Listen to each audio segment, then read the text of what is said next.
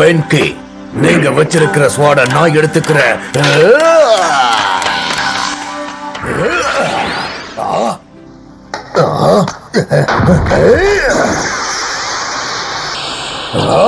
உன்னை என்ன பண்றேன்னு பாரு.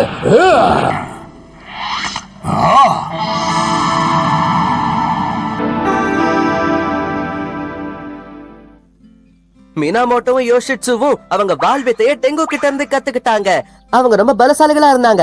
இப்போ டெக்கிசுக்கி உனக்கு ஏகப்பட்ட விஷயங்கள் தெரிஞ்சிருக்கு. இந்த ஷிசுகா நம்ம வந்ததுல இருந்து 2 வாட்டி மட்டும் தான் நம்ம கிட்ட பேசிருக்கா. ஆனா அந்த டெக்கிசுக்கி கிட்ட நிறுத்தாம பேசிட்டாலே.